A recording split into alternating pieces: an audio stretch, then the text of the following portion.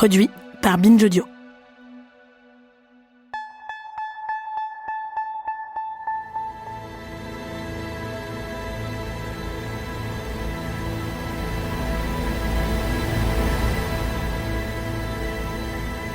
Chers auditeurs, si vous fréquentez même un tout petit peu des groupes féministes en ligne, si vous êtes militant, militante dans une asso, un collectif ou un parti progressiste, vous avez très probablement été surpris par le fait que l'ambiance en interne pouvait devenir un peu tendue. Et oui, même quand on est entre nous, même quand on se sent dans le même camp, on n'est jamais au pays des bisounours. Je parle d'ambiance tendue, et c'est hélas parfois un euphémisme. Ça peut aussi être des ambiances qui rappellent celles du collège quand on est harcelé. Ça peut être des phénomènes d'exclusion plus ou moins définitives, des sortes de tribunaux populaires, des accusations d'être toxiques ou pas safe, ou même pire.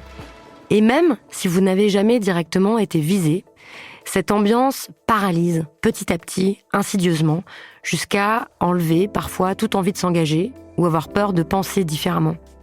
Avec mes invités, dans cette série intitulée « Nous faire justice », on cherche comment faire justice face aux violences sexistes et sexuelles sans reproduire les mécanismes de violence qui nous ont meurtris.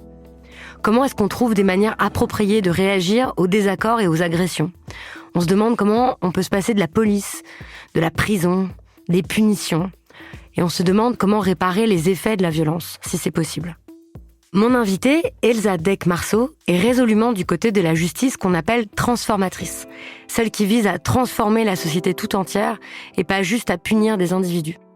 À partir de cas concrets dont elle a eu à s'occuper dans le cadre du collectif Fracas qu'elle a cofondé pour prendre en charge des situations de conflit, elle va vous raconter dans cet entretien les outils, les principes et les repères qui peuvent nous être utiles à tous, qu'on soit militant, militante ou non, dans les situations de conflit. Cet épisode a été enregistré à Montreuil-sous-Bois, dans le 93, banlieue proche de Paris, devant 300 personnes qui ont posé de nombreuses questions que vous entendrez à la fin. Bonne écoute.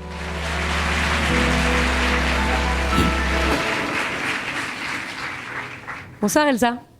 Bonsoir Victoire. Ça va ? Ça va très bien. Je suis ravie d'être ici. Alors Elsa, depuis plusieurs années, votre passion, c'est les embrouilles. Donc vous fréquentez des gens qui se détestent et se souhaitent beaucoup de mal.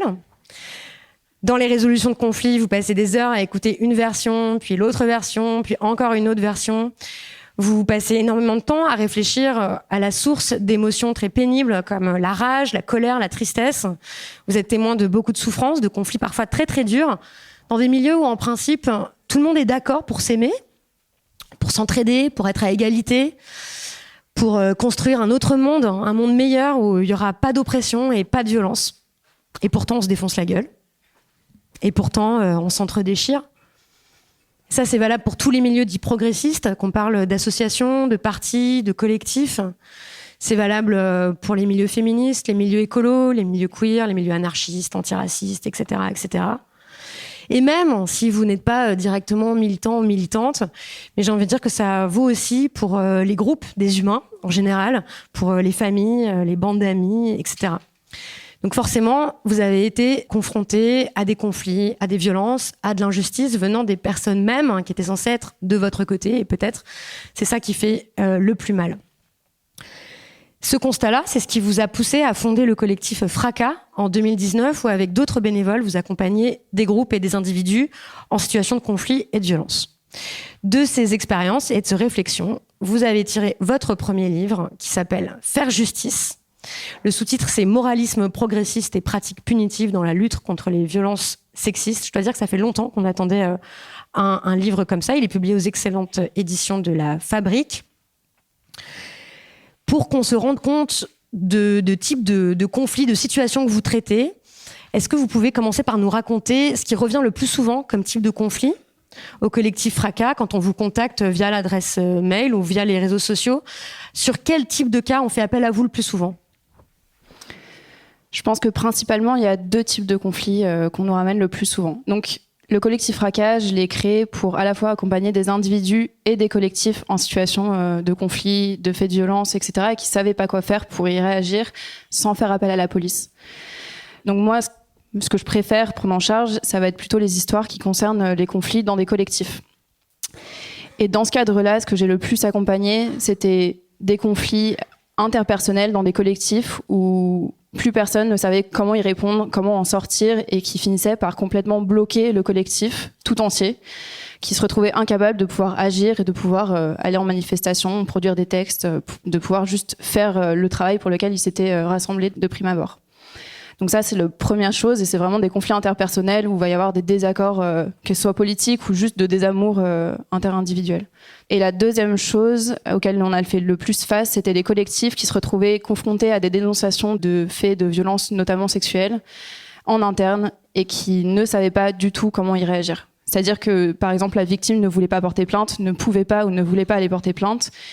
Elle se tournait vers le collectif pour avoir de l'aide, et le collectif était complètement démuni pour y agir. Donc je dirais que c'est un peu les deux principaux types de cas auxquels on a affaire.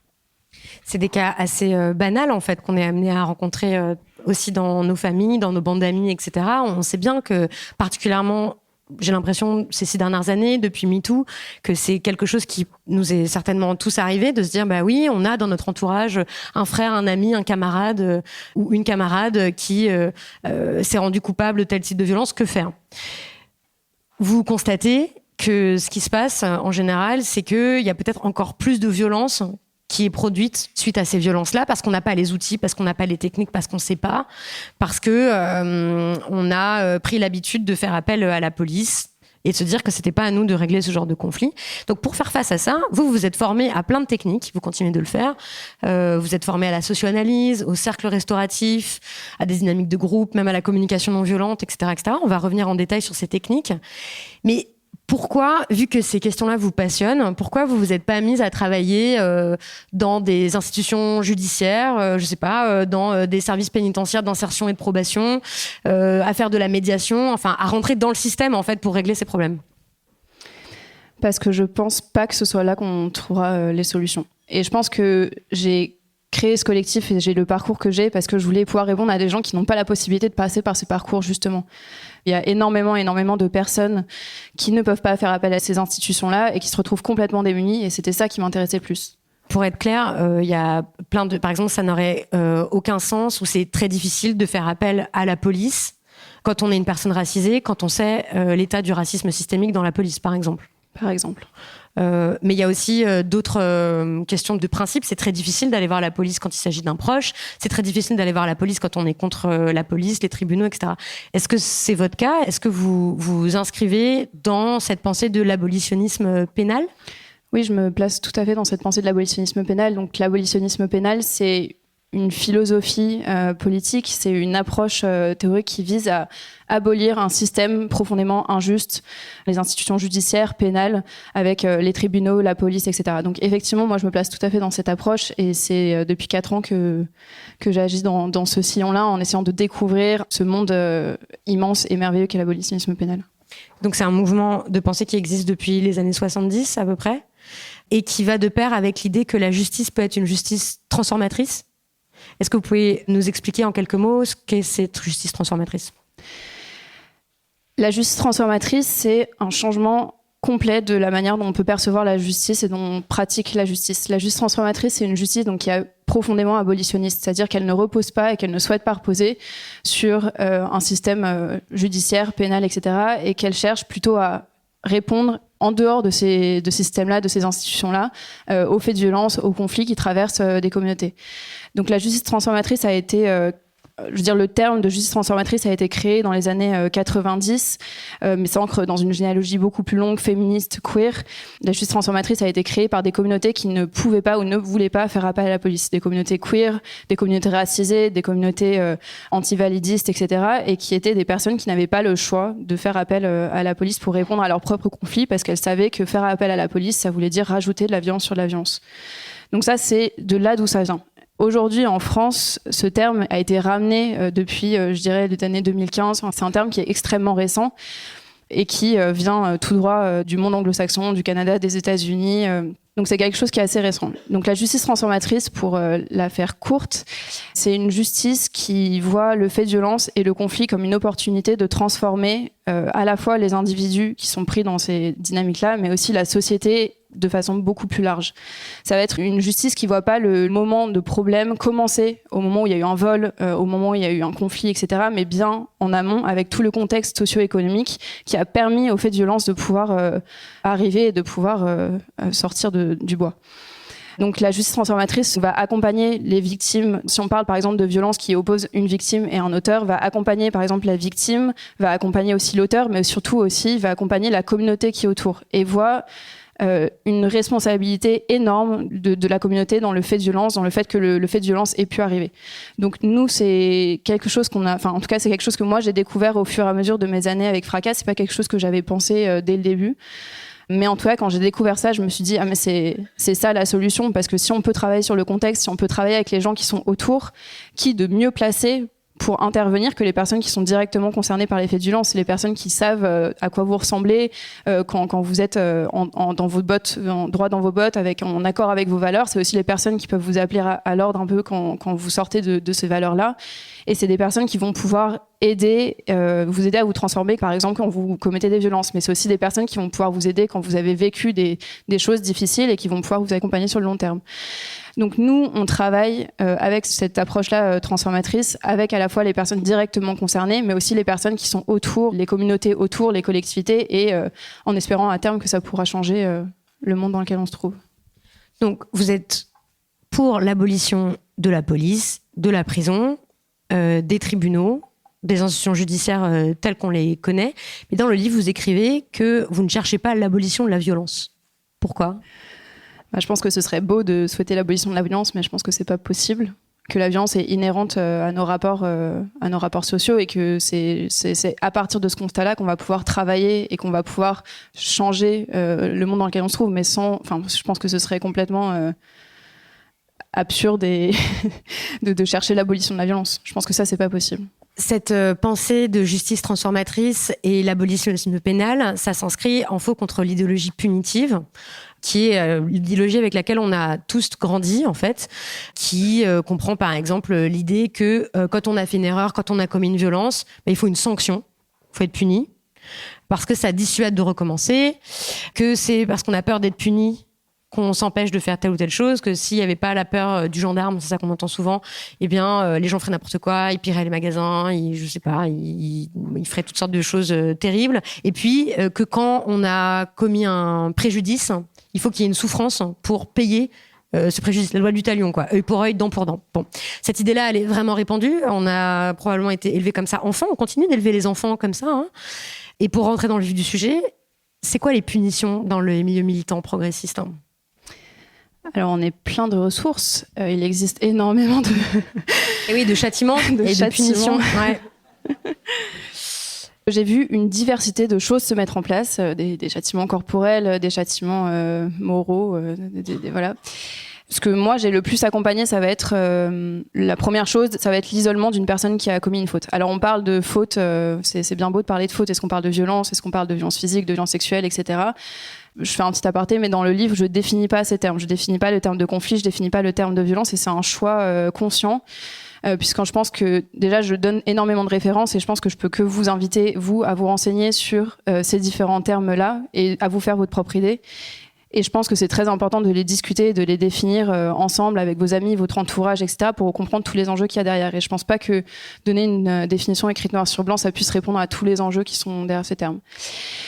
Donc, je vais utiliser des termes fourre-tout un peu pendant toute la présentation. Je vais essayer de spécifier quand je trouve ça important. Mais là, en tout cas, quand on veut réagir à une faute, que ce soit une faute, une erreur lexicale, une erreur de mots ou un désaccord politique, jusqu'à une violence X ou Y, la première chose, ça va être d'isoler et de mettre à part une personne. Alors, là, il faut bien faire attention que je parle de milieux spécifiques. Je parle pas de tout de la société, parce ça se saurait en fait si dès qu'un auteur de violence sexuelle commettait une violence sexuelle, il était mis au banc de la société. Là, je parle d'un petit milieu, des milieux de gauche. Dans le livre, dès le début, je me situe, c'est-à-dire que moi, j'ai milité dans les milieux féministes et Gwyn, c'est de ces communautés-là d'où je parle. Donc la première réponse, souvent, ça va être l'isolement, ça va être l'exclusion, ça va être le harcèlement, notamment le harcèlement en ligne, qui est un de nos outils préférés, puisqu'il demande assez peu d'énergie pour les personnes qui harcèlent, mais ça en prend beaucoup à la personne qui est en face. Mais harcèlement, juste pour dire à quoi ça peut ressembler, par exemple, d'être mentionné sans cesse sur les réseaux sociaux, d'avoir son nom affiché sur des posts sur des réseaux sociaux, d'être accusé dans des listes de diffusion publique, ce genre de choses, c'est du harcèlement. Exactement, parce qu'on parle des réseaux sociaux, on parle d'Instagram, Facebook, etc. Mais on parle aussi de Slack, de Discord, enfin en fait des canaux de discussion, notamment dans les milieux militants. Donc ça peut être sur un arsenal très varié, ou dans les médias, ou enfin voilà, ça s'arrête pas que aux réseaux sociaux. Ça peut être du harcèlement aussi qui est positif, donc on va vous insulter, on va vous alpaguer collectivement, mais ça peut être aussi le fait d'ostraciser une personne qui du jour au lendemain va se retrouver ghostée, que plus personne va lui parler et qu'elle va se retrouver un peu annulée quoi de sa communauté. Donc ça peut être vraiment des faits des punitions très diverses et variées. Quand on est extérieur à ces milieux-là, on se dit mais enfin c'est quand même pas possible qu'on atteigne des niveaux de violence pareils. C'est-à-dire, vous commencez le livre en expliquant que il faut regarder cette violence-là en face, même si ça nous arrange pas, même si on a l'impression qu'on donne des billes aux ennemis, aux forces anti-progressistes qui n'attendraient que ça, de montrer à quel point les milieux progressistes sont pleins d'hypocrites, de gens agressifs, violents, etc. Mais vous dites, voilà, c'est une réalité.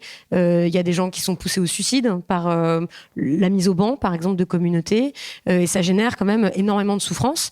Et typiquement pour parler des milieux féministes, une des choses qu'on entend souvent, c'est mais enfin la sororité, mais enfin comment ça se fait que alors qu'on est toutes censées avoir le même but, il y ait autant de ressentiment, d'agressivité, de conflits, de violence, de détestation. Je personnellement, j'ai été la première surprise en montant Fracas. J'ai monté Fracas suite au constat qu'on reproduisait énormément de violences et qu'on savait pas faire face aux violences sans en reproduire. Mais en montant ce collectif, je me suis dit ah ouais, c'est de ça dont on est capable.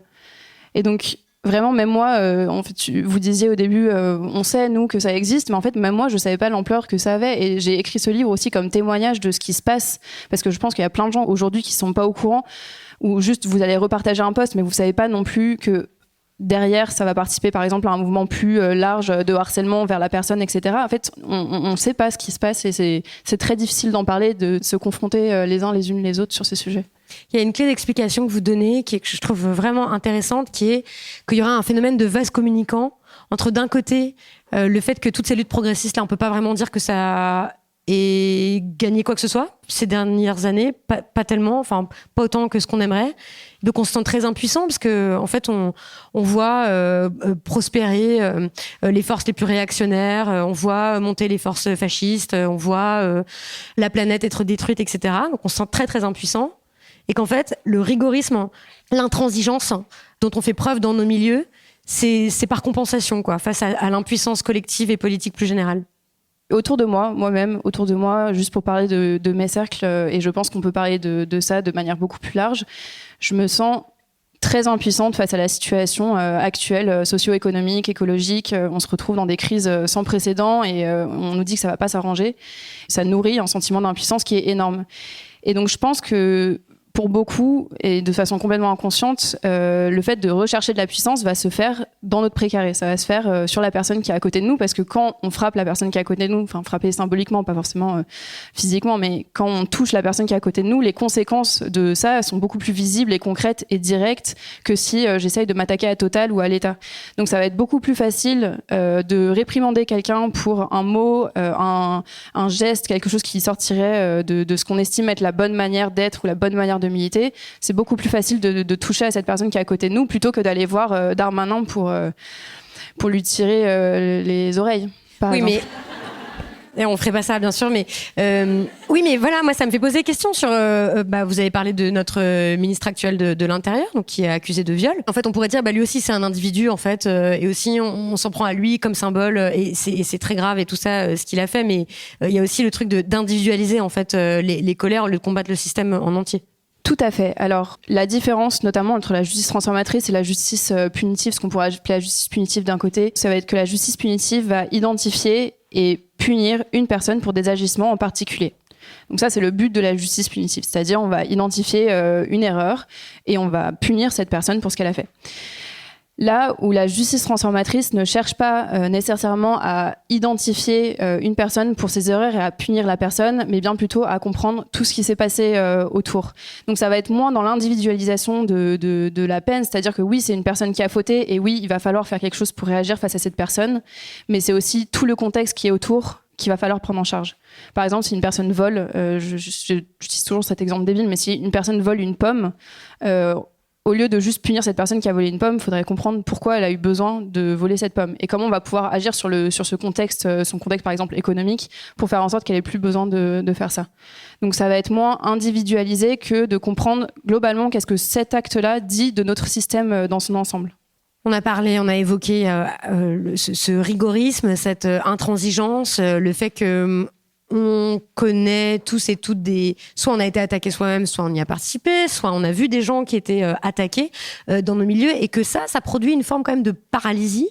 Ça empêche d'échanger, ça empêche d'être en désaccord. Ça fait que, je pense là en particulier aux fautes d'ordre lexical, aux fautes d'ordre de ligne politique, d'avoir peur de pas dire les bonnes choses, d'avoir peur d'être qualifié de unsafe.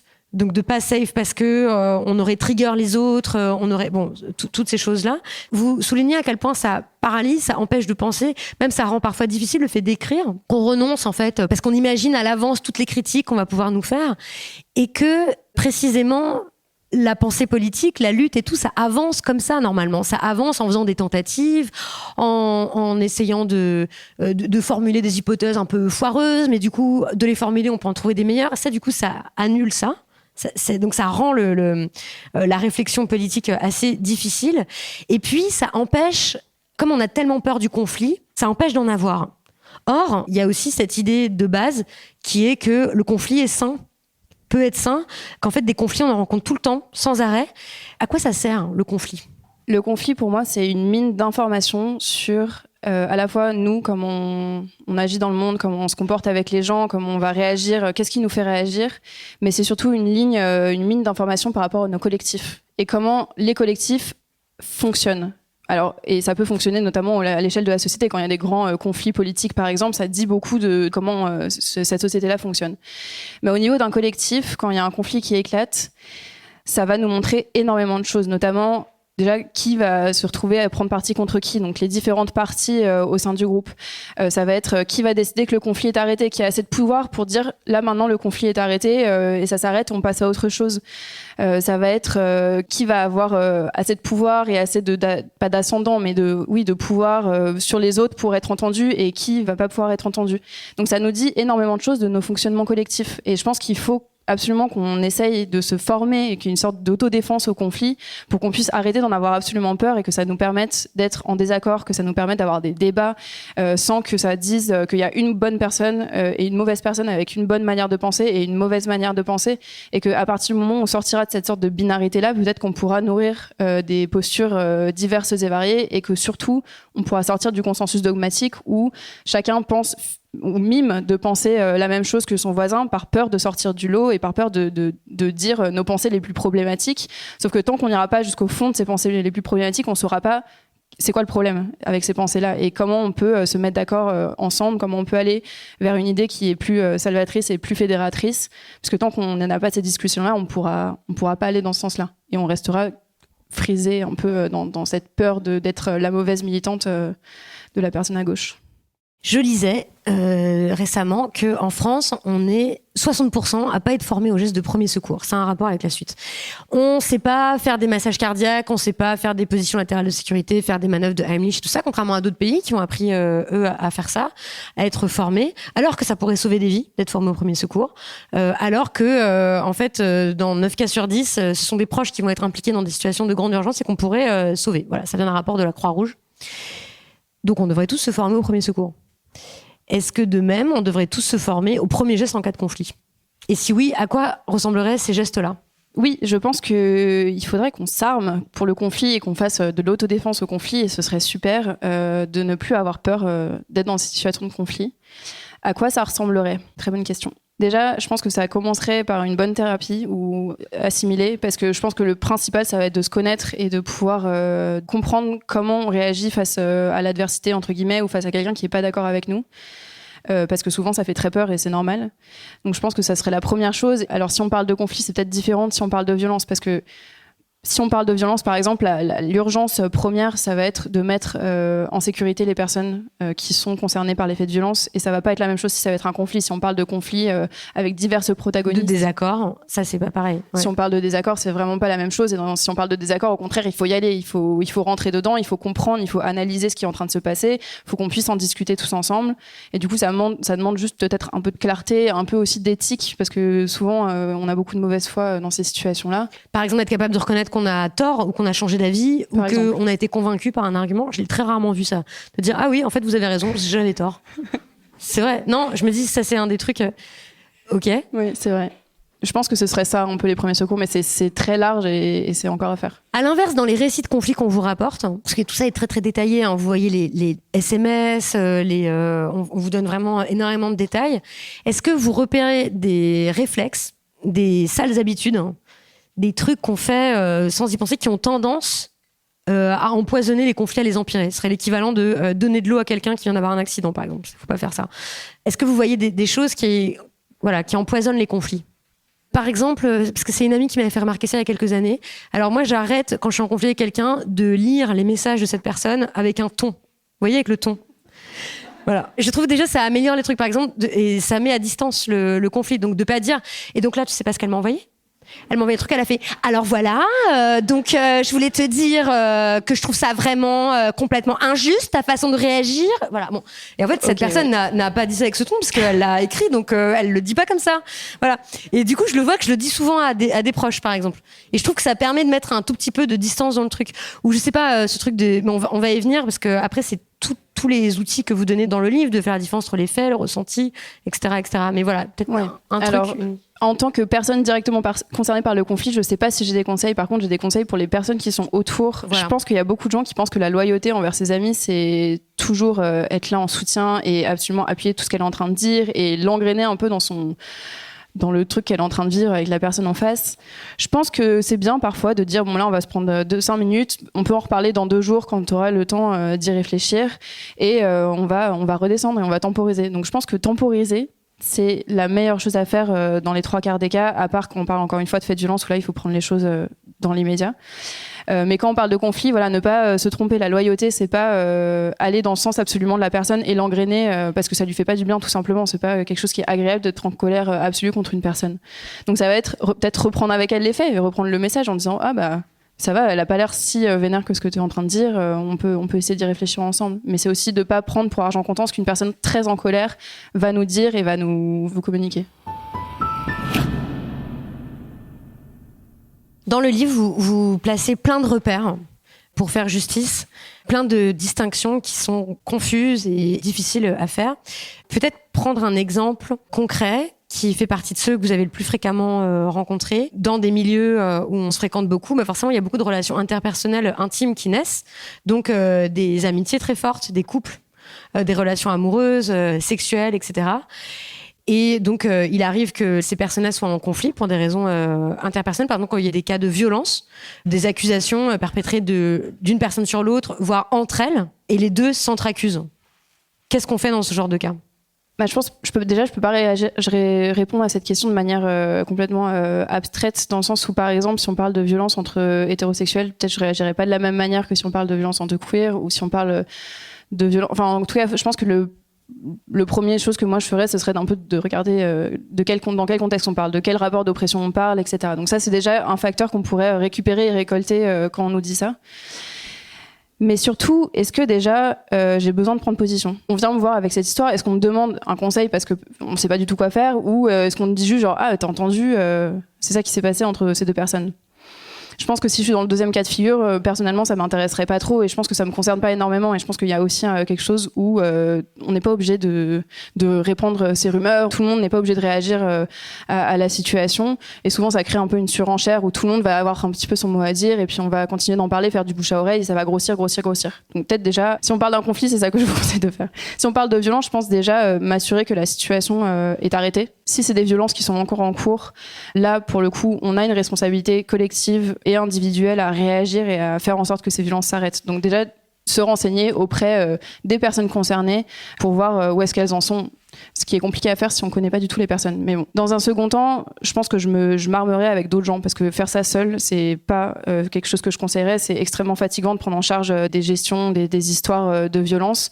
Et je pourrais que vous conseiller de vous mettre en collectif pour réfléchir collectivement à qu'est-ce qu'on pourrait faire. Parce que seul, c'est impossible. Donc ça, c'est déjà établir des limites personnelles sur qu'est-ce que je m'autorise à faire, qu'est-ce que je peux faire en termes d'énergie et de temps. Si elles s'accusent de façon égale, j'irai voir les deux personnes et je pourrais collecter un peu leur récit. Déjà, écouter les gens, ça coûte rien. Et je pense que c'est ça qui souvent fait dégonfler les situations. Sauf si là, on parle de violence avérée, mais en tout cas, souvent, les gens ont juste besoin de parler et d'être écoutés. Et moi, c'est ça que j'ai vu le plus en Fracas. C'est des gens qui ont besoin juste d'un coup de téléphone où on s'appelle pendant 2 heures, où on discute de leur situation. Et après, elles se sentent beaucoup plus apaisées parce qu'elles ont eu l'oreille dont elles avaient besoin. Les mêmes personnes ne vont pas voir les deux parce que je pense que l'écueil, ce serait de se placer en situation de juge où on n'est pas là pour juger des faits, on n'est pas là pour apposer des mots sur la situation, mais faire en sorte que la violence déjà s'arrête et que les deux personnes puissent passer à autre chose. Donc nous, on n'est pas là pour dire c'est ça qui s'est passé, c'est toi qui as tort et c'est toi qui as raison, mais plus d'accompagner les personnes dans leur version des faits pour comprendre ce qui s'est passé, pour elles, à leurs yeux. Et ensuite, de voir tout simplement leurs besoins. Là, il y a une situation violente qui s'est déroulée pour toi, de quoi tu aurais besoin pour aller au-delà, quoi, pour dépasser ça. Ce que ne fait pas l'institution judiciaire classique, puisque les procès, les démarches ne sont pas faites au nom de la victime, mais au nom de la société. On estime que c'est à la société qu'on a fait un tort. Donc, les besoins de la victime, ça n'a aucune importance. Et vous soulignez que là, fréquemment, il y a 2 écueils qui sont rencontrés quand on décide de prendre en compte les besoins de la victime. Premier cas de figure, on la jarte de tout le processus et donc on se met à agir en son nom. Un groupe va se mettre à agir au nom de la victime. Voilà. Alors qu'elle-même réclame pas forcément qu'on exclue son agresseur, qu'on l'humilie publiquement et tout ça. Donc ça, voilà. Et le deuxième cas, et je sais que c'est vraiment difficile à voir, à croire, enfin, c'est que la victime devient surpuissante. Et donc se met à exiger tout un tas de choses.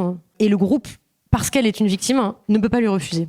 Oui, alors je pense que d'abord préciser qu'on n'a pas de chiffres, mais je pense que le fait que la victime soit surpuissante, c'est dans certains milieux, dans certains cas restreints, etc. Donc déjà, faut noter ce point-là, mais que effectivement, ça nous est arrivé de rencontrer ce cas de figure. D'ailleurs, je donne 2 exemples à un moment dans le livre, à peu près au milieu du livre. Tous les récits qui sont faits dans ce bouquin sont anonymisés et ne correspondent pas à une histoire qu'on nous a rapportée. Ça, c'est important. Un des 2 cas de pratique dont je parle, c'est une histoire de viol entre une femme et un homme au sein d'un collectif.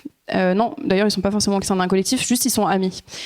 Et la personne, donc la femme, se rend compte au bout de quelques temps qu'elle a subi ce viol. Elle souhaite confronter son agresseur sur ces faits-là, sachant que c'est toujours son ami, qu'elle a gardé un lien d'amitié avec cette personne. Avant de confronter son agresseur, son violeur sur ces sujets-là, elle en parle à ses amies féministes, bien sûr, parce que c'est normal. En tout cas, elle cherche du soutien auprès de ses amis, de ses collectifs, etc.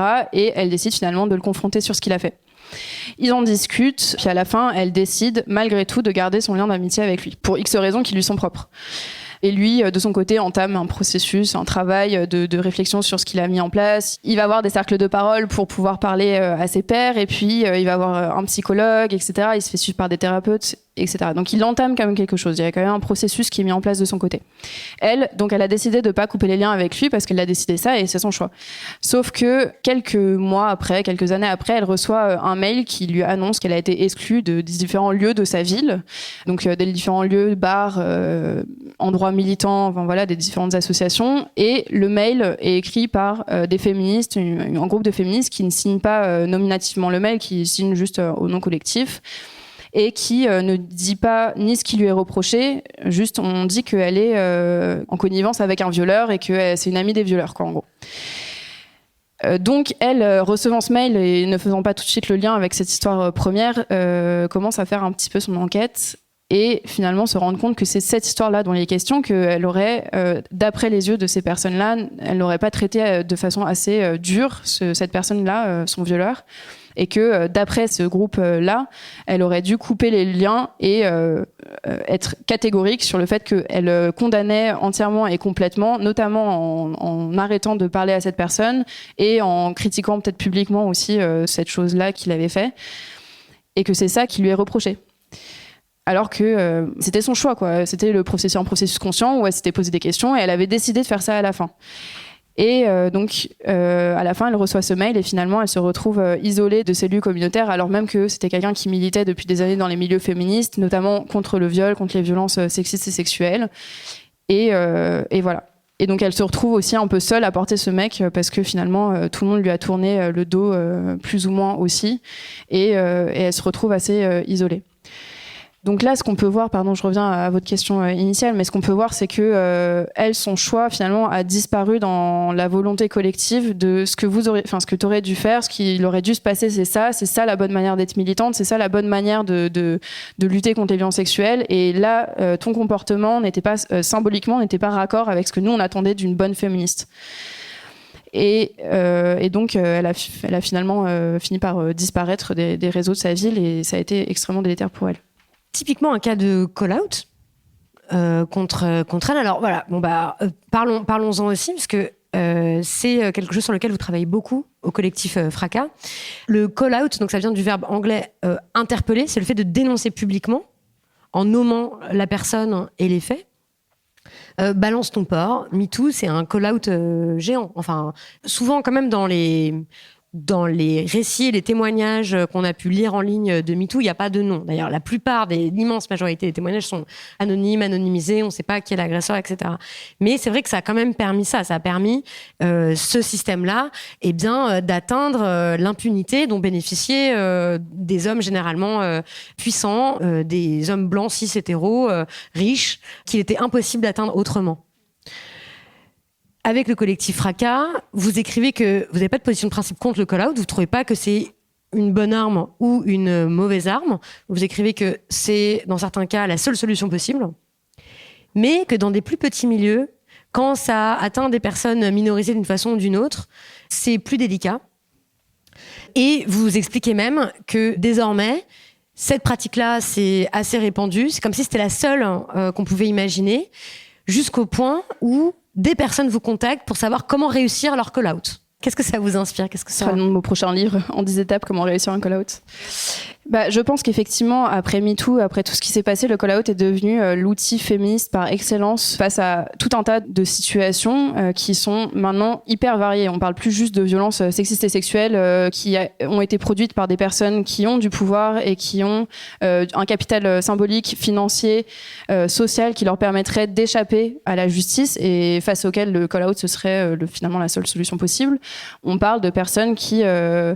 sans mettre toutes les personnes minorisées dans le même sac, c'est pas ça qu'il s'agit de faire, mais en tout cas qui touche des personnes face à qui d'autres outils auraient pu être utilisés et auraient peut-être même pu mieux marcher. Et pour moi, le call-out donc, est utile dans certains cas, mais dans la plupart des cas, reproduit des outils de la justice punitive, dans le sens où il s'agit de pointer une personne pour des agissements individuels, qu'il s'agit de dénoncer publiquement et de montrer publiquement du doigt. Mais pour moi, c'est un outil qui ne fonctionne pas. C'est-à-dire que dans le meilleur des cas, dans le cas où le call-out est réussi, elles vont recevoir des messages, elles vont être potentiellement harcelées, etc. Elles sont bien plus occupées à essayer de se défendre contre ça que à essayer de comprendre exactement ce qu'on leur reproche, sachant que souvent dans les call-out, ce qu'on reproche aux personnes, c'est très flou, c'est-à-dire qu'on va leur avoir reproché d'avoir manipulé, prédaté, agressé, et finalement les faits sont très rarement présents.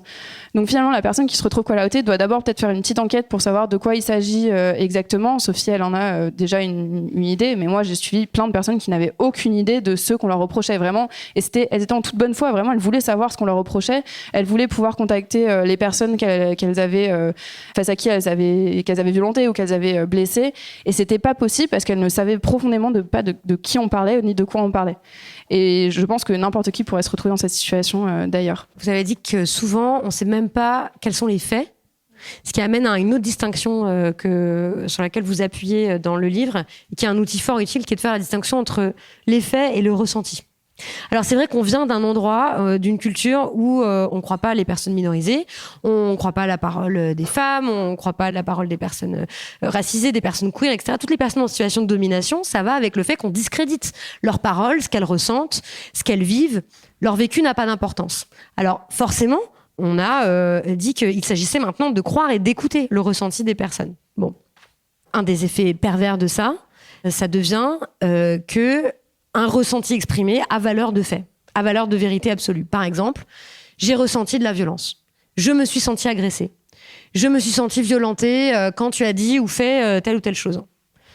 Et si on le ressent, c'est que c'est vrai. Donc il y a un fait. Voilà. Et donc ça place directement cette personne-là en position de victime. Et ça fait aussi qu'on n'ose pas lui demander ce qui s'est passé exactement, puisqu'elle a ressenti cette violence et qu'elle a ressenti cette agression. Et à la fois, se mettre à demander systématiquement, d'accord, mais du coup, est-ce que tu peux raconter les faits, etc. Ça met mal à l'aise aussi. Ça nous met quelque part dans une position de flic, d'enquêtrice, où ça fait comme si on la croyait pas. Ah bon, mais comment ça? Tu me poses des questions, mais tu me crois pas? Je te dis que je me suis sentie vraiment agressée parce qu'a fait telle ou telle personne. Vous voyez? Que faire face à ça? Déjà, je pense que pour commencer, on peut dire que c'est une des questions les plus sensibles dans nos espaces et que c'est quelque chose qui demande beaucoup de doigté, de délicatesse. Donc ça, ce serait la première chose. Je pense que effectivement, c'est extrêmement difficile de poser la question à une personne qui dit voilà, je me suis sentie violentée, qu'est-ce qui s'est passé exactement, est-ce que tu peux m'en parler, etc. Mais si on veut prendre en charge des conflits, si on veut savoir prendre en charge des conflits, si on veut savoir prendre en charge des faits de violence, à mes yeux, on peut pas s'en passer.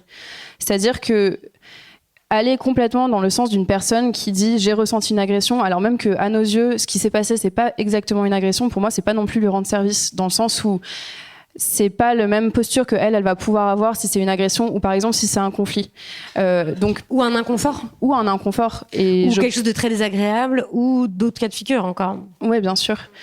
Et je pense que ça va être très important en première réaction de déjà reconnaître sa souffrance. Je pense que si elle dit qu'elle s'est sentie agressée, déjà on peut prendre conscience du fait qu'il y a une souffrance derrière et qu'on la reconnaît, peu importe le terme qu'il y a dessus, en fait, peu importe le fait que c'est une violence, si c'est un conflit, etc. Si elle nomme cette souffrance-là, la première chose à faire, c'est de l'entendre et c'est de pas remettre en question ça.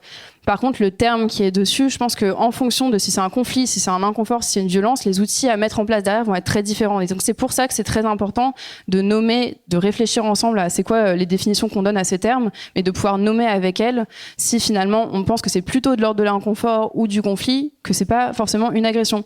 Ça m'est déjà arrivé de devoir faire ça dans mon travail et je vais pas dire non, ce que tu as vécu, c'est pas une agression. Par contre, je vais poser des questions à la personne et lui dire ah mais d'accord, donc là c'est ça que tu as ressenti, d'accord, mais qu'est-ce qui s'est passé exactement?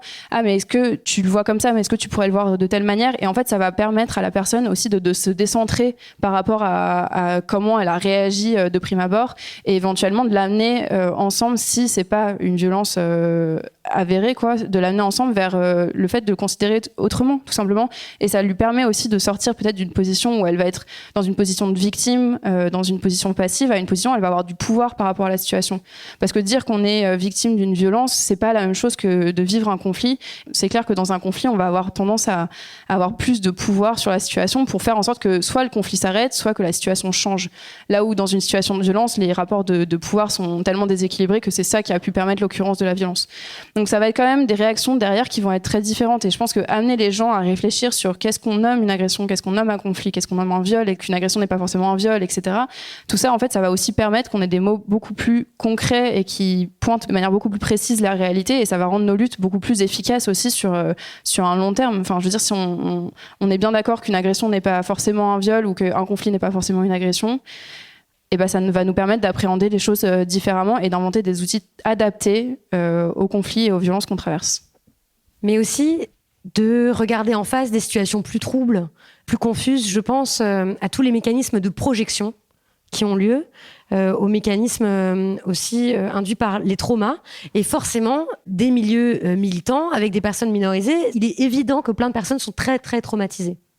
Ce fait-là peut aussi avoir comme effet la projection de nombreux traumas et que c'est des situations que vous voyez aussi. Alors peut-être faut expliquer ce que c'est que ce mécanisme projectif. C'est le fait de ressentir des choses, de ne pas pouvoir complètement les ressentir et de les attribuer à quelqu'un d'autre. Un des effets super classiques de ça, c'est de pas pouvoir piffrer quelqu'un, de trouver que cette personne est vraiment insupportable, tellement prétentieuse, horrible, dominatrice, je sais pas quoi. En fait, elle vous fait penser à votre tante qui était méchante avec vous et en réalité, vous la prenez pour votre tante. Vous projetez sur elle les sentiments que vous aviez pour votre tante, par exemple. Ça, c'est un truc classique de la projection. Mais il arrive aussi souvent qu'on reprojette des choses qu'on a soi-même fait. Par exemple, on n'assume pas d'avoir harcelé quelqu'un alors on va accuser les autres de harcèlement. On n'assume pas d'avoir maltraité quelqu'un d'une façon ou d'une autre, ou d'avoir soi-même des sentiments d'agressivité, donc on va accuser une autre personne d'être agressif. Mais il y a aussi le fait de projeter ses traumas, donc le fait d'avoir été très traumatisé et que du coup, le comportement des autres personnes va réactiver nos propres traumatismes. Et j'ai l'impression qu'on n'a pas l'espace pour l'instant pour vraiment discuter de ces faits-là, ou plutôt que c'est des clés de compréhension qui sont pas tellement répandues, mais qui sont pourtant utiles pour résoudre des situations de conflit parfois. C'est sûr, on parlait tout à l'heure des soins de premier secours. Moi, je pense qu'il faudrait qu'on fasse tous des premiers secours psy, quoi, pour comprendre comment ça fonctionne. Et on est collectivement, on est très démunis encore pour comprendre comment ça fonctionne un trauma, comment ça fonctionne la projection, etc. Et que tant qu'on n'a pas ces clés-là de B à bas, on ne pourra pas non plus bien accompagner des personnes qui sont en souffrance et qui se retrouvent effectivement parfois à projeter des situations passées sur des situations présentes. Mais bon, enfin, tout ça, c'est inconscient, et c'est aussi aux personnes qui sont autour de pouvoir accompagner ces processus-là cognitifs. Mais ça nécessite d'avoir un minimum de connaissances sur comment ça fonctionne un trauma et comment ça fonctionne des réminiscences traumatiques, par exemple.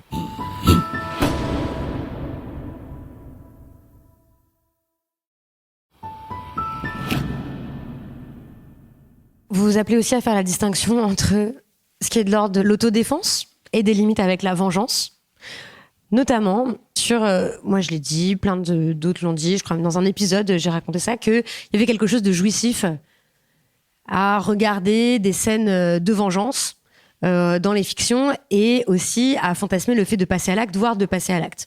Donc de dire, eh bien, puisque la police, la justice n'attraperont pas mon violeur, eh bien, je vais aller tout casser chez lui. Il y a une scène comme ça dans un livre de Marcia Burnier qui s'appelle Les Orageuses, où un groupe d'amis font ça, décident chacune ce qu'elles vont faire pour punir leur agresseur. Alors voilà, sans que personne ne meure, hein, mais c'est quand même des actes, un passage à l'acte. En tout cas, il y a dans un épisode récent du podcast de Charlotte Bien-Aimée, un podcast à soi, on entend des femmes témoigner, raconter ce qu'elles ont fait. Elles ont de mémoire uriné partout chez le violeur en question et lui ont quitté la ville. Et puis il y en a plein dans la fiction, quoi. En fait, c'est tout un genre de cinéma aussi, le rape and revenge, le fait d'aller se venger de viol. Et vous dites, ok, c'est très bien la catharsis et tout. Je ne pense pas que ce soit une très bonne idée d'aller creuser dans cette direction-là. Alors oui, je commence déjà par dire que je ne peux pas juger les gens qui veulent aller dans ce sens-là, parce que je pense qu'on a des tas de bonnes raisons d'être en colère et d'avoir des désirs de vengeance sanguinaires. Le seul truc, c'est que je m'inquiète profondément sur l'état dans lequel ça laisse les gens qui ont décidé de mener ces processus de vengeance-là. Alors je m'intéresse pas forcément à la personne qui... si, j'en parle. Je parle aussi de la personne qui s'est retrouvée la cible de ces vengeances. Et je pense que ça a énormément de conséquences délétères sur elle. Mais je pense que sensibiliser sur ces processus-là ne passera pas par appeler à l'empathie avec ces personnes-là. Par contre, je pense que c'est très important de dire que dans la fiction, dans le cinéma, etc., ça peut être extrêmement satisfaisant. Je connais des gens qui ont mis ça en place dans la vraie vie, et ça peut vous briser, et ça peut être extrêmement dangereux, même pour votre propre santé mentale, d'avoir mis ça en place, parce que faire du mal à quelqu'un d'autre, surtout quand c'est un passage à tabac, quand c'est aller uriner chez des gens, etc., quelque chose qui est planifié, le faire de sang-froid, ça demande... je sais même pas si c'est du courage, mais ça demande une dissociation de vous avec vos valeurs, qui fait que vous pouvez, je pense pas qu'on puisse sortir de là en étant bien avec soi-même. Donc je pense que ce genre de vengeance, même si ça reste un peu de niche, je pense qu'il n'y a pas énormément de gens qui en mettent en place. Pourtant, j'ai l'impression que dans les féministes de différentes générations, on a toutes des récits de vengeance un peu comme modèle. Moi, je me demande juste quelles conséquences ça a sur nous quand on met ça en place. Est-ce qu'il y a des cas que vous refusez de traiter avec le collectif Fracas ? Est-ce que vous pensez que vous êtes outillés, armés pour traiter tout type de violence ? Pas du tout, pas du tout. Déjà, il y a plein de cas de figure qu'on refuse. On ne prend pas du tout en charge les violences conjugales, notamment entre personnes hétérosexuelles. On ne prend pas non plus en charge les violences intrafamiliales. On n'est pas formé pour ça et on ne le ferait pas de manière adaptée. Donc on s'est quand même fixé un cadre qui quand même est assez extensif, parce que le plus important pour nous, c'est de répondre au cas par cas. Il y a plein de gens qui nous contactent avec des histoires toutes les plus différentes les unes des autres, et je pense qu'on essaye quand même de pouvoir répondre à chacune d'entre elles d'une certaine manière, ne serait-ce qu'en passant relais, pour laisser personne sur le carreau. Alors ça, c'est dans l'idée, parce que finalement on est très peu et qu'il y a beaucoup de demandes qui nous parviennent, mais en tout cas on essaye vraiment d'adapter nos réponses à chaque personne qui vient nous voir. Et du coup finalement, même si on s'était fixé tout un tas de cadres un peu idéaux au début, ils ont tendance à bouger et à s'adapter en fonction de chaque histoire qu'on nous rapporte. Vous nous encouragez à prendre part, à affronter les conflits. même si c'est difficile, par exemple, à changer notre position par rapport à l'amitié. Parce qu'en fait, c'est comme ça que se perpétuent aussi les violences. On le voit dans le phénomène des boys clubs, par exemple. On le voit, nous autres, les féministes, sur les violences les plus éclatantes commises par les types autour d'eux, c'est qu'en fait, tout le monde sait. Non seulement les victimes parlent, mais en plus, les mecs autour, ils savent, il y a tout un système. Enfin, c'est toujours comme ça. Et ils disent pas parce que c'est les bros, quoi. On fait pas, c'est le code de l'amitié, on reprend pas l'autre sur ces. Mais ça vaut pas que pour eux, ça vaut en général pour l'amitié. C'est-à-dire qu'on est très mal à l'aise aussi de reprendre quelqu'un dont on est proche. Il y a une limite qui est quand même très très fine avec le fait de donner des leçons, de jouer aux flics en fait.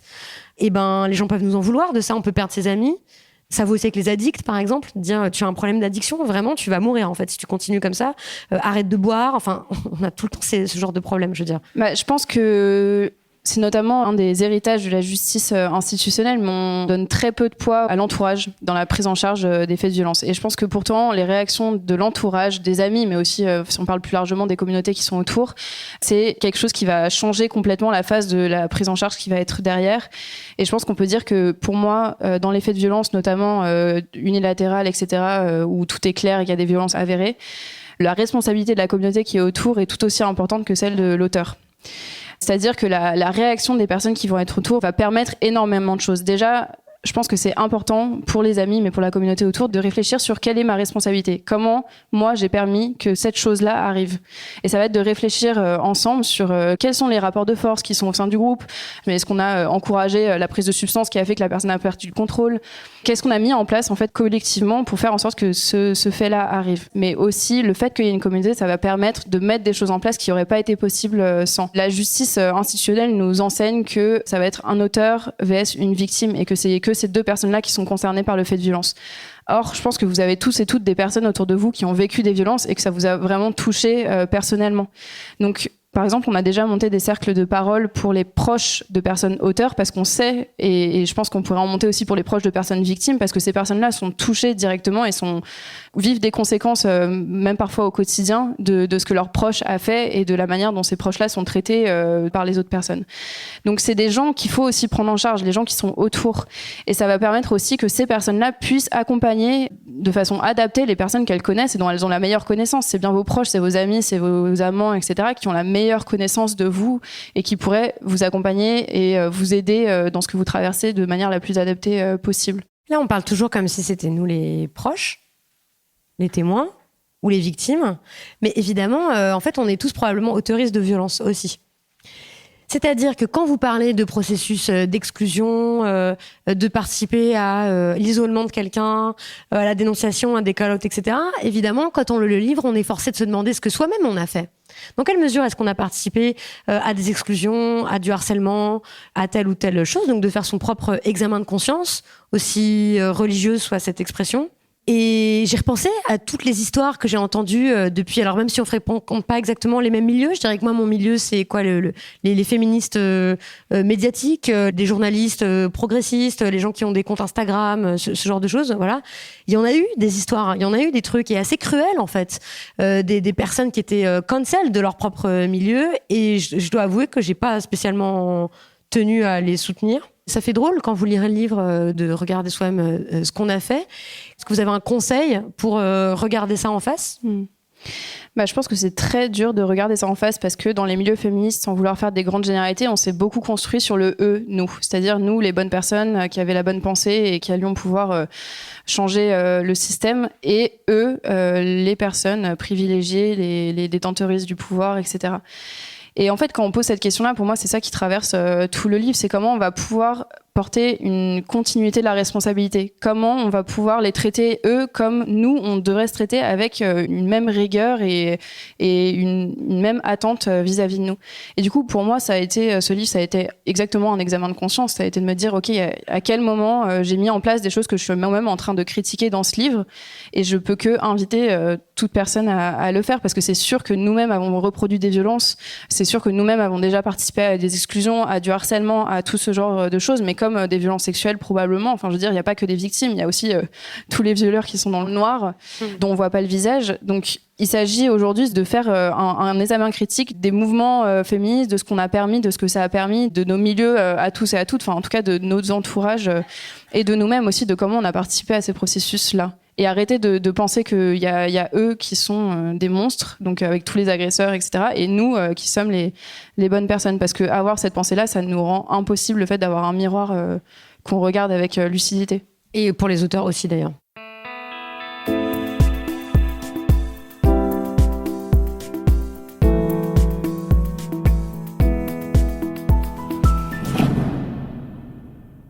Bonsoir.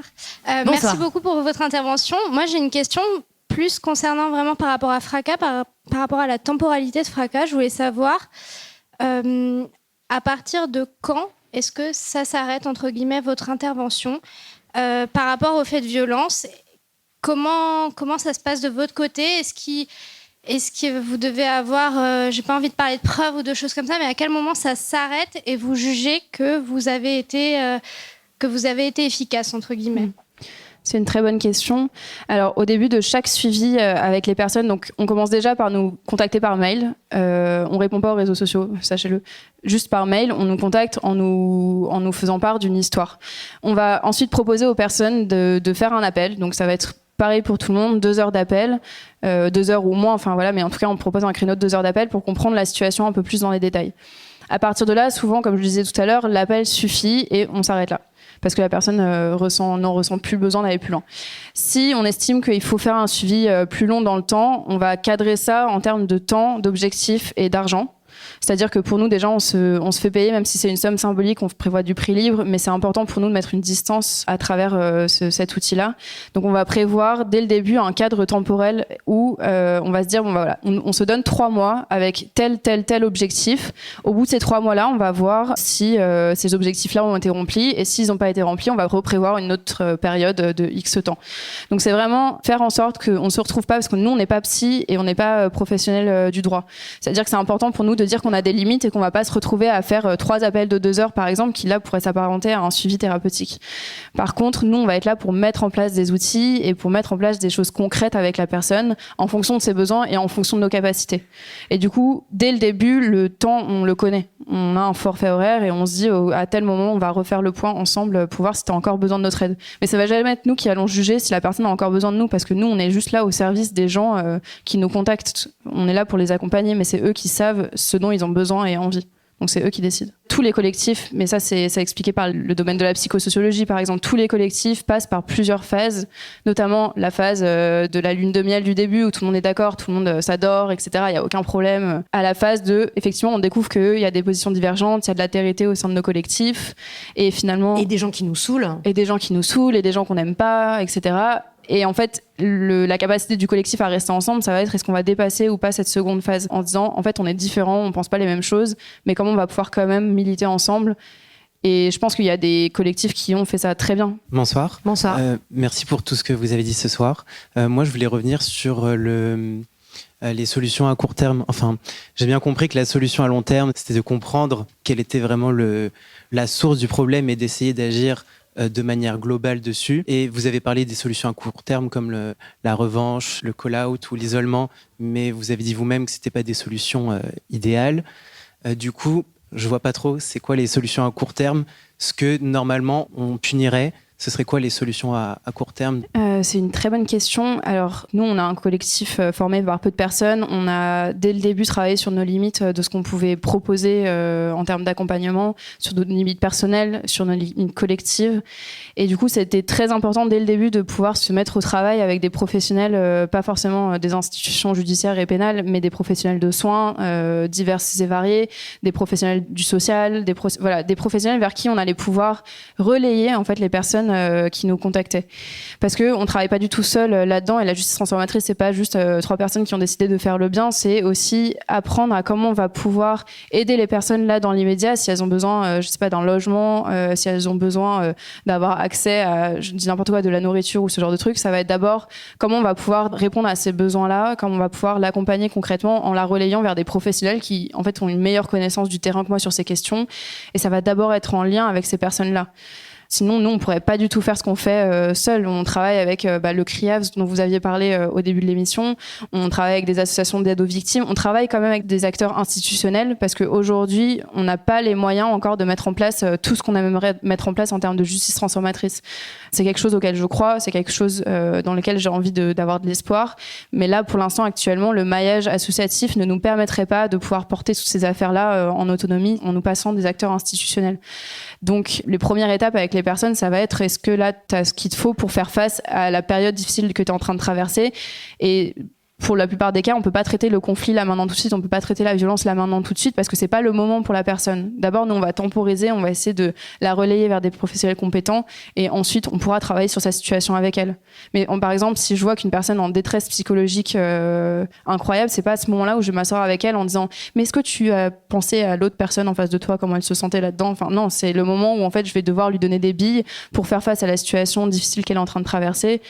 Et moi, je ne suis pas capable de faire ça. Et donc, je pense que l'important, ça va être de vous poser la question individuellement et collectivement. Là, c'est quoi les questions auxquelles on peut répondre et qu'est-ce qui va nécessiter qu'on passe relais à d'autres personnes. Donc, je pense que ça vaut le coup qu'on travaille sur des listes de professionnels qui sont correctes, quoi, et qui réfléchissent sur les rapports d'oppression, notamment qu'on fasse des listes et qu'on puisse les transmettre, des listes de médiateurs, de médiatrices qui pourraient traverser les villes pour aller dans nos espaces. En tout cas, voilà, qu'on travaille ce maillage associatif qui est déjà existant et qu'il faut nourrir. Bonjour. Et du coup, j'avais une question un peu sur est-ce que vous pouviez partager de l'expérience avec le collectif sur, notamment dans les accompagnements individuels, est-ce que vous avez remarqué un peu des schémas répétitifs qui fait qu'une personne va se sentir, entre guillemets, réparée. Enfin, avec le système de justice pénale, il y a pu avoir un peu, j'ai envie d'utiliser le mot d'utopie, mais que c'est par la plainte et par la reconnaissance de la plainte que je vais me sentir réparée si mon agresseur, mon agresseuse est identifié comme coupable. Mais il y a aussi beaucoup de gens qui expriment que après ça, en fait, on n'a pas ressenti ça parce qu'on nous a jamais dit mais de quoi tu as besoin, qu'est-ce que tu ressens, qu'est-ce que tu veux. Dans cette petite boîte d'autodéfense, si on apprenait aussi en tant que collectif sur comment, développer une manière d'écouter ces attentes-là, on pourrait aussi être capable et en capacité d'accompagner nos pairs. Je ne veux pas justement donner de pattern ou de schéma sur ce que les gens auraient besoin pour se sentir réparés. Je pense que justement, il faut quitter la justice punitive, quitter le dépôt de plainte, etc. C'est aussi réinsuffler de la nuance dans les réponses que chaque personne a besoin de voir face à sa propre situation qu'elle est en train de traverser. C'est-à-dire que le système aujourd'hui pénal, carcéral, nous enseigne qu'il y a une bonne manière de réagir aux violences qu'on a traversées. Ça va être le dépôt de plainte, ça va être vouloir que l'autre personne en face soit condamnée pour ses actes, ça va être avoir besoin d'une reconnaissance institutionnelle qui va mettre des mots sur ce qu'on a traversé. Alors toutes ces choses sont très importantes, mais je pense qu'il y a aussi tout un tas d'autres personnes qui ont besoin d'autres choses. Et que c'est pas par ce biais-là qu'elles vont le trouver. Et du coup, il y a des gens qui ont besoin, pour être réparés, ont besoin de rentrer en contact avec leur auteur pour avoir des réponses à leurs questions. Et d'ailleurs, Bruce Morris l'a très bien étudié, les différents besoins des victimes. Il y a des milliards de manières de répondre aux besoins d'être reconnu, aux besoins d'être entendu, aux besoins de voir sa situation avoir réparation. Et je pense que sortir d'un système pénal carcéral, ça peut redonner de la nuance à tout ça. Et on peut retrouver un panel hyper élargi et très diversifié de réactions et de réponses qu'on peut apporter à notre propre situation. Y compris d'ailleurs des formes qui sont pas forcément rationnelles, des formes artistiques, des formes ésotériques, toutes sortes de formes, et qu'il y a des protocoles à inventer aussi de réparation. Oui, et puis surtout, on n'aura pas besoin de la même chose à l'instant T ou 1 an après ou 10 ans après. Donc, chaque réponse est à inventer. Moi, j'avais une question sur la difficulté un peu paradoxale à gérer les différentes temporalités et les différentes échelles auxquelles se déploient ces conflits. C'est-à-dire que, par exemple, dans le cas d'un conflit dans un collectif, si on a une situation typiquement de call-out, souvent ce qu'on demande au collectif ou aux membres du collectif, c'est de prendre position immédiatement, sans aucune ambiguïté, sur la situation qui est décrite et le raisonnement derrière ça, c'est une forme de compromis politique qui est que comme ce rapport de domination existe, par exemple une violence raciste ou une violence sexiste, il y a de fortes chances que statistiquement ce soit vrai et donc on va le dire tout de suite pour dire voilà, on est de ce côté parce qu'on reconnaît que ce rapport de domination structurelle existe. Et à côté, tout ce travail que vous décrivez, qui s'inscrit en fait sur un temps beaucoup plus long, qui suppose le temps, les moyens d'écouter tout le monde et aussi que que les personnes souhaitent parler et être écoutées. Parce qu'il y a aussi toutes ces situations où on nous dit, je dis que ça s'est passé, mais je ne souhaite pas en parler, je ne souhaite pas m'exprimer, je ne souhaite pas donner de détails. Et moi, je conçois tout à fait aussi que ce soit très violent. Ça ressemble à la justice de devoir raconter encore et encore et encore à plein de nouvelles personnes. Voilà ce qui m'est arrivé dans tous les détails, voilà pourquoi je souffre.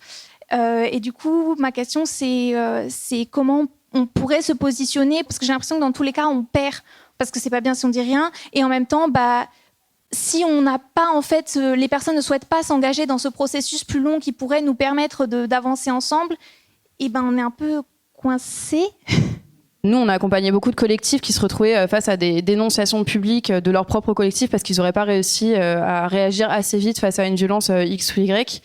Et on porte la parole peut-être un peu audacieuse de dire que vous n'êtes pas obligé de réagir quand on vous demande de réagir. Enfin, c'est pas dans vos obligations. Vous pouvez très bien dire, là, on a besoin de temps pour réfléchir à la situation de manière posée et de prendre notre temps pour donner une réponse cohérente avec laquelle on est vraiment d'accord, pour étudier les versions, pour savoir ce qui s'est vraiment factuellement passé.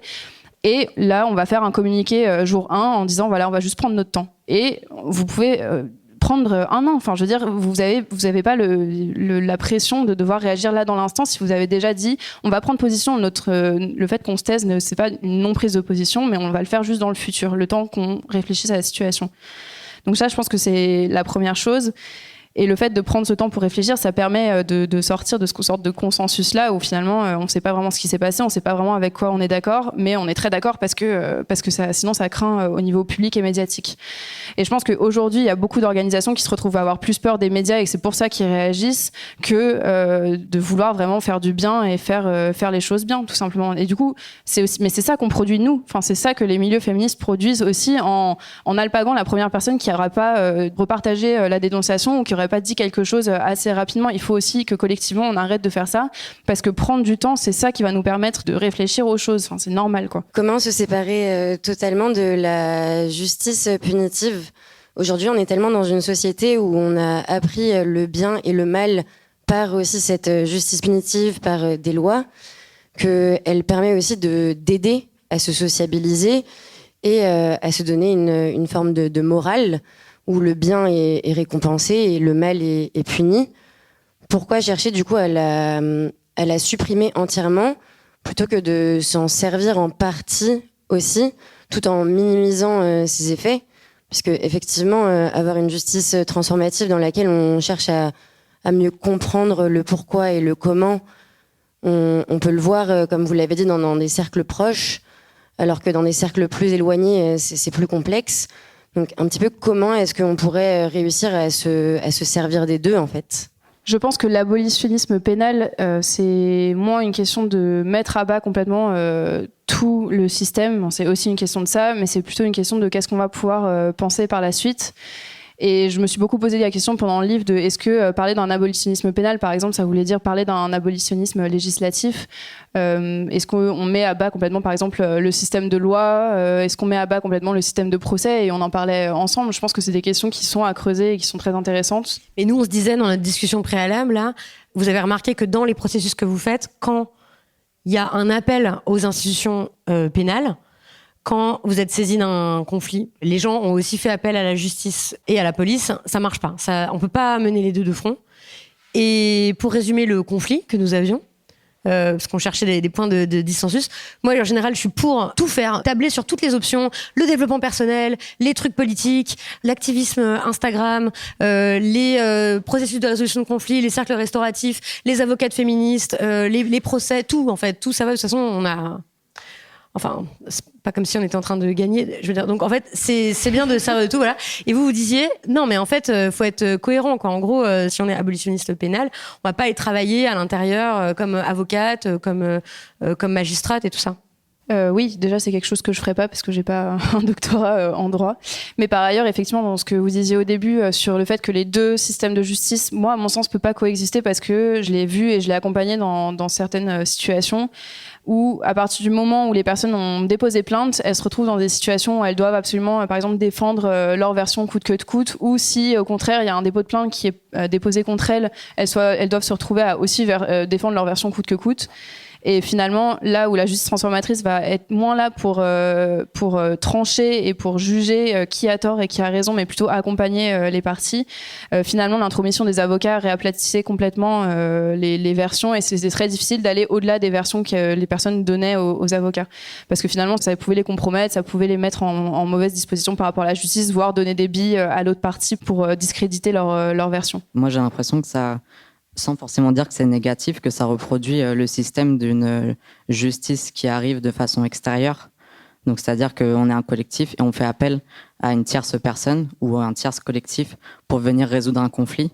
Est-ce que vous connaissez des collectifs qui ont décidé, en amont même de se créer ou au début, de mettre en place une procédure pour directement, par exemple, un règlement intérieur, je sais pas, pour directement, désescalader un conflit ou résoudre une situation d'agression?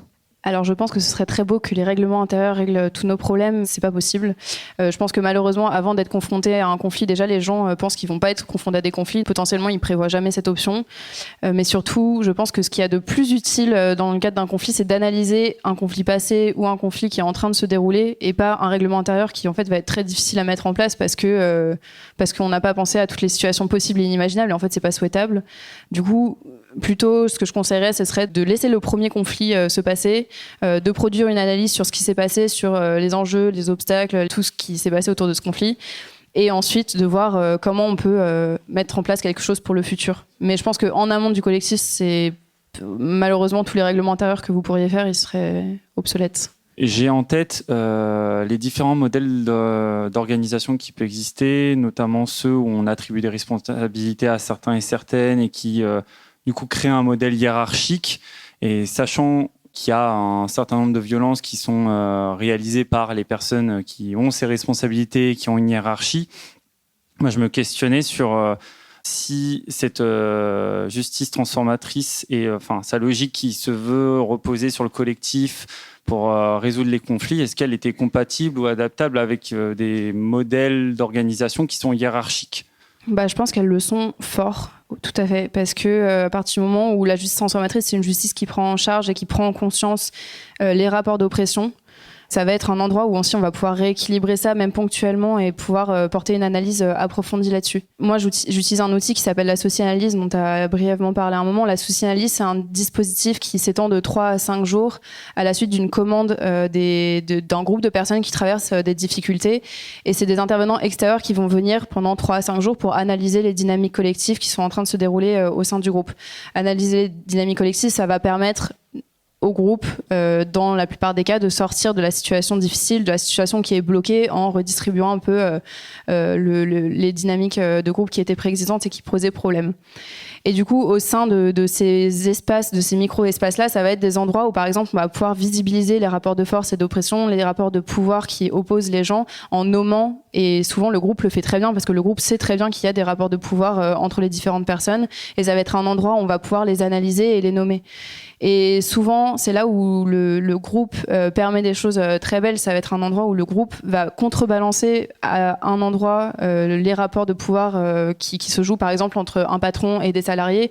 Le fait que des salariés et le patron se retrouvent dans un même groupe et réfléchissent ensemble à la situation. Si le patron, par exemple, là je schématise énormément, mais prend des décisions pendant ce temps-là d'analyse collective, le fait que ce soit un groupe en face de lui va souvent faire en sorte qu'il s'y tienne à ces décisions-là et qu'il n'ait pas juste pris une posture là pendant 3 jours et qu'il ne s'y tienne pas après.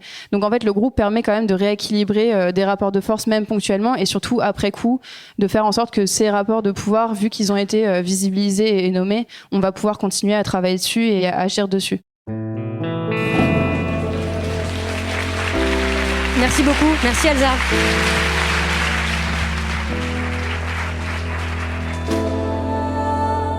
Chers auditeurs, merci d'avoir écouté jusqu'ici cette conversation. Si elle vous a plu, parlez-en autour de vous, faites-la circuler. Je vous conseille vivement de lire le livre d'Elsa Decq-Marceau qui s'intitule « Faire justice ». Il a une belle couverture bordeaux, il est publié à La Fabrique et coûte 13 €. Je vous conseille aussi de suivre les activités du collectif Fracas. On est comme d'habitude avec l'équipe fort curieuse de savoir ce que vous inspire cet épisode. Alors n'hésitez pas à nous interpeller sur les réseaux sociaux et à nous écrire à l'adresse lescouillessurlatable@binge.audio. À Après cet épisode, avec Naomi Titi, la productrice de l'émission, on retient 3 idées pour cette quête de justice.